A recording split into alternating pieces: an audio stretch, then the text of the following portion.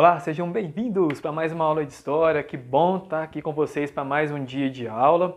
E estamos chegando na reta final, hein? Estamos chegando na reta final. Hoje nós vamos começar uma matéria nova chamada Período Regencial e está faltando a gente estudar sobre o Segundo Reinado. Mas hoje vai dar para a gente dar um grande avanço nessa matéria chamada Período Regencial. Só para vocês recordarem, né? Nós estamos estudando essa parte de império que o Brasil teve, né?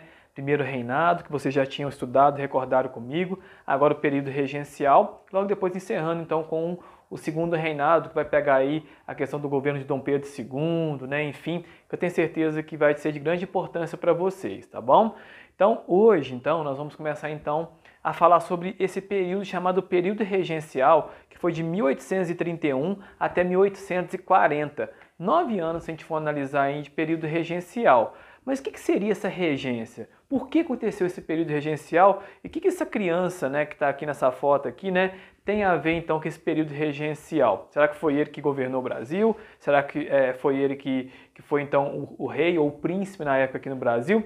É isso que a gente vai poder acompanhar tudo agora na minha explicação. O período regencial é uma época da nossa história do Brasil entre os anos de 1831 até 1840. Quando o imperador Dom Pedro I abdicou o trono. O que significa abdicou? Ele saiu do trono dele e voltou para Portugal em 1831 e deixou seu filho herdeiro, no caso, né, para estar governando o Brasil, mas ele só tinha 5 anos de idade. Como que você deixa um molequinho, como que você deixa uma criança, né, com 5 anos de idade governar um país, né, que estava tão grandioso, né, naquela época? E foi isso que aconteceu. Aí, para não colocar uma criança para estar governando o Brasil, qual a ideia que eles tiveram? Dom Pedro I tinha que voltar para Portugal porque o pai dele tinha falecido e eles precisavam dele lá em Portugal. Então, qual a ideia que eles tiveram? Não, até o Dom Pedro II, que no caso tinha 5 anos de idade, né, o Pedro de Alcântara, né, que nem chamava Dom Pedro II ainda, até ele puder governar o Brasil, o que a gente pode estar fazendo? Vamos criar agora algumas pessoas para ajudar na administração. E foi aí então que vieram então os regentes, que eram alguns nomes de pessoas próximas ao rei de Portugal, na verdade Dom Pedro I, que era da confiança dele para estar governando então o país. Olha lá, os regentes governaram o Brasil então nesse período então de 9 anos. Então, se for analisar então, né, já dá para dar até um spoilerzinho no final dessa história. Se eles vão ficar 9 anos governando o Brasil nesse período regencial, o Dom Pedro, ou Pedro de Alcântara, ele vai assumir o Brasil então, possivelmente então, um jovem, né, um adolescente. E é justamente isso que a gente vai ver então no nosso finalzinho do desfecho aqui. E o período regencial, só para vocês terem uma noção também, ele é marcado por várias turbulências ou várias rebeliões que aconteceram então aqui no nosso país, tá? A gente vai estudar, né, hoje na nossa introdução como que era um pouco dessas regências. Eu quero estudar algum desses movimentos. Por quê? Durante esses 9 anos de período regencial, vários estados brasileiros não estavam sendo favorecidos pelos regentes naquela época. Eles começaram a fazer manifestações e movimentos contra os regentes, ou contra, no caso, quem estava lá no poder. Aí vocês vão ver que são vários estados que vão se envolver aí, tem Bahia, tem Paraná, enfim, vocês vão ver que tem vários estados envolvidos nessas rebeliões ou essas revoltas contra eles lá no poder, ok? Teve vários tipos de regências, tá? A primeira que eu quero mostrar para vocês é essa aqui, a regência trina provisória, que foi durante o ano de 1831. O que seria a regência trina provisória? Aonde os regentes Lima e Silva e o senador Vergueiro e o Marquês de Caravelas vão governar então o Brasil então durante esse 1 ano. Por que chama regência trina? São 3 pessoas governando, o Lima Silva, o senador Vergueiro e o Marquês de Caravelas. Então eles vão governar o Brasil durante esse período então de 1 ano, até que assuma novamente então aí, né, uma nova gestão. E chama regência trina provisória, que foi provisoriamente mesmo, para não ter mais problema então, né, de ficar sem alguém administrar o Brasil. Então foi provisoriamente colocado então os 3 regentes aqui no nosso país.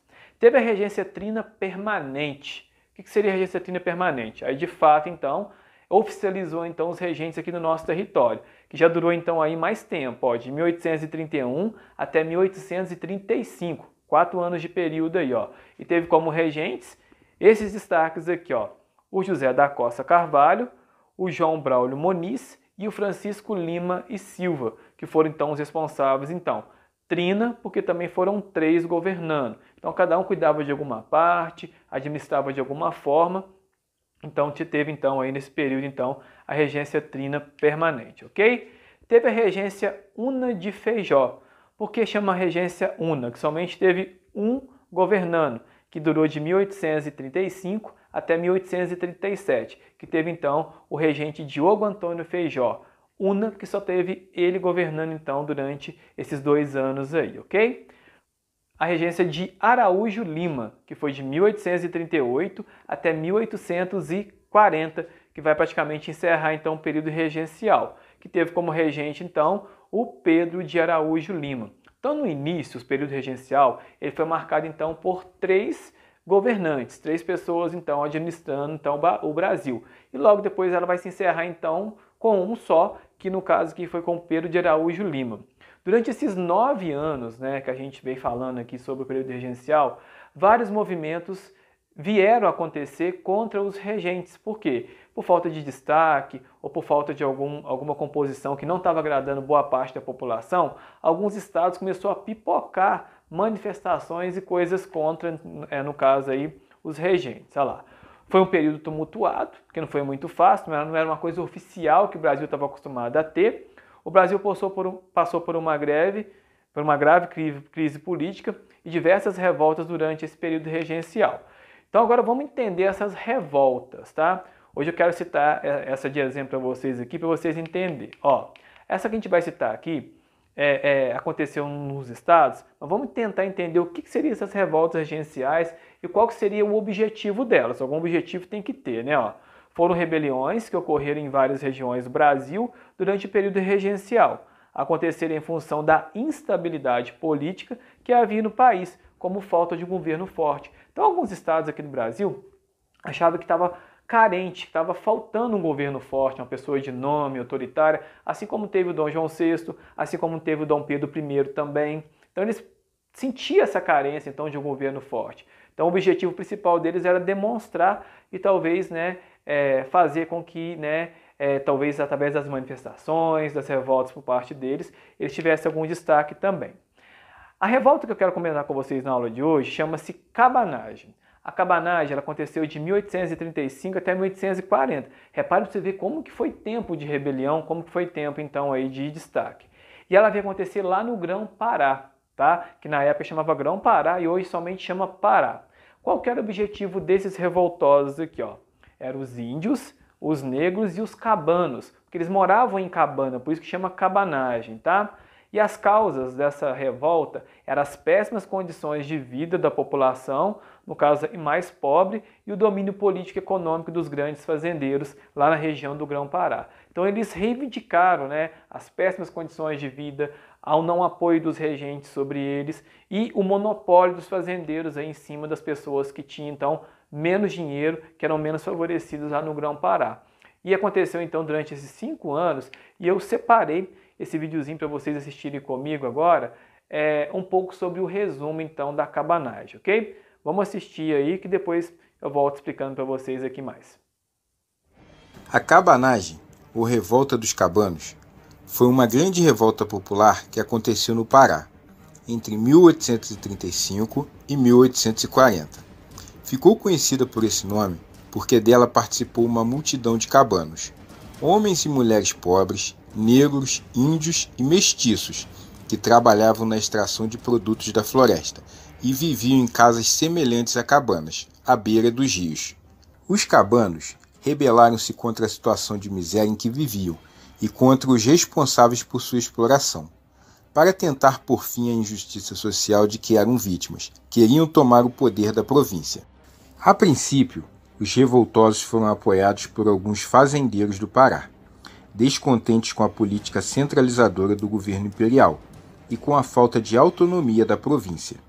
Os fazendeiros queriam exportar sem barreiras os produtos da região, tais como cacau, madeira, ervas aromáticas, peles, entre outros. Mas não demorou muito para que se afastassem da cabanagem, assustados com as ideias que prevaleciam entre os membros do movimento, entre elas as de acabar com a escravidão e distribuir terras para os lavradores. Um dos líderes da cabanagem foi o padre Batista Campos, que no sertão paraense costumava benzer os pedaços de pau utilizados como arma pelos rebeldes. Em janeiro de 1835, tropas de Cabanos conquistaram Belém, a capital provincial, e mataram várias autoridades do governo, entre elas o presidente da província, Bernardo Lobo de Souza. Os cabanos tomaram o poder, mas tiveram grande dificuldade em governar. Faltava-lhes organização. Havia muitas divergências entre os líderes do movimento e a rebelião foi traída várias vezes. Tudo isso facilitou a repressão violenta comandada pelas tropas enviadas pelo governo do Rio de Janeiro, capital do Império. O final da cabanagem só ocorreu em 1840. Calcula-se que tenham sido mortos mais de 30 mil revoltosos. Os que sobreviveram às perseguições foram presos. Eu espero que com esse vídeo eu tenha lhe ajudado a entender um pouco o que foi a cabanagem. Muito obrigado por você ter assistido, um grande abraço, fique com Deus.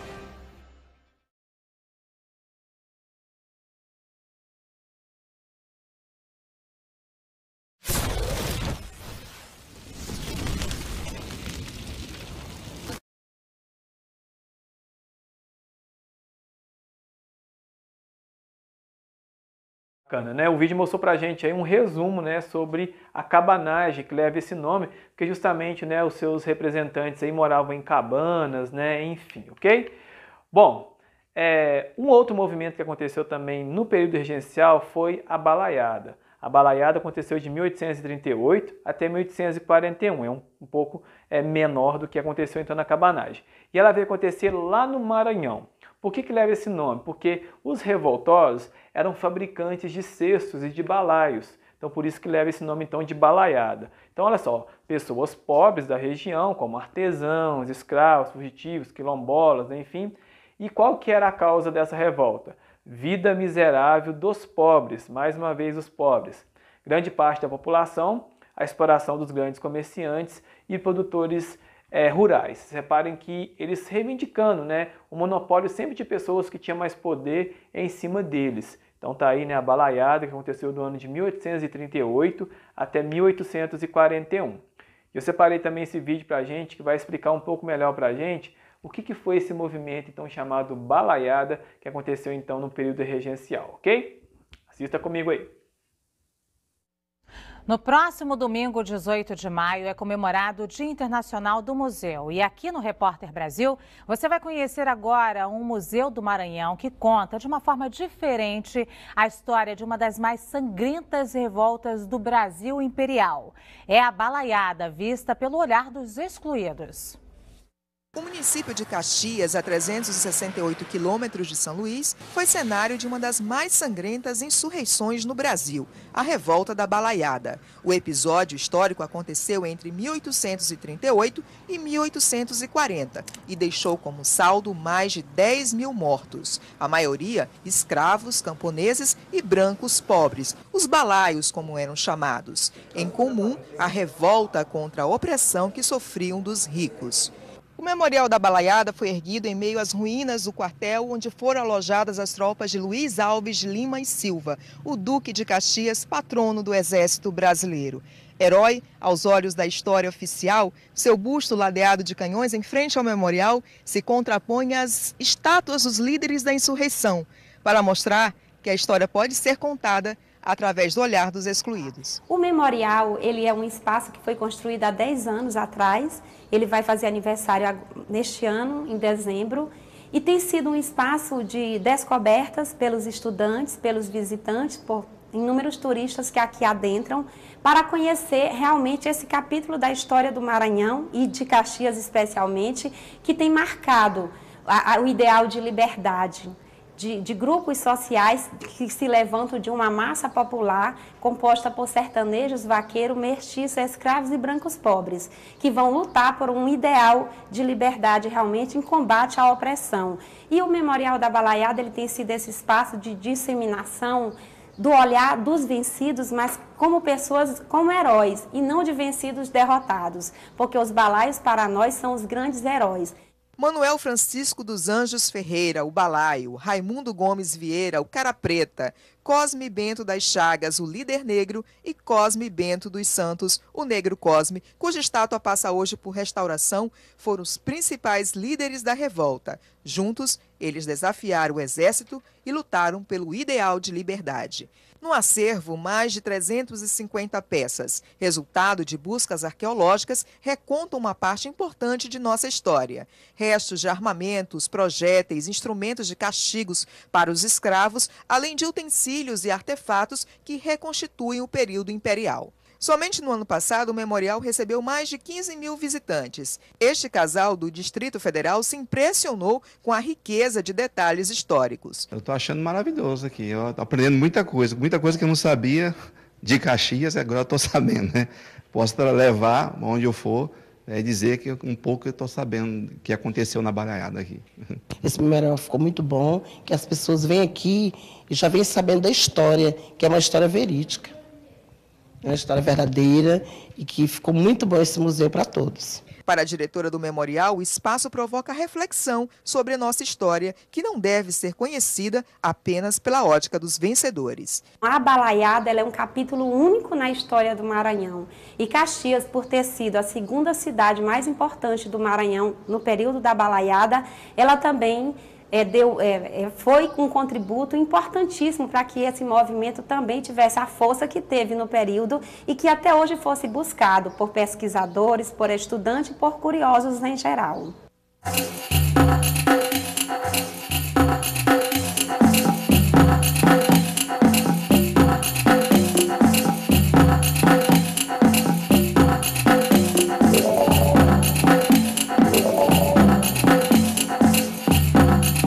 Muito bem, meninos, olha, vou parar por aqui na minha explicação de hoje, tá? Nós aprendemos na nossa aula de hoje um pouco sobre esse início do período regencial, aprendemos sobre duas revoltas que aconteceu aí, duas manifestações dentro do período regencial e vou parar por aqui, tá? Tem a Sabinada, tem outras revoltas que aconteceu dentro do período regencial, mas eu vou citar para vocês no nosso próximo encontro, na nossa próxima aula de História. Mas por hoje, eu quero que vocês copiem no caderno de vocês o esquema para vocês deixarem como material de estudo futuramente aí para vocês, tá bom?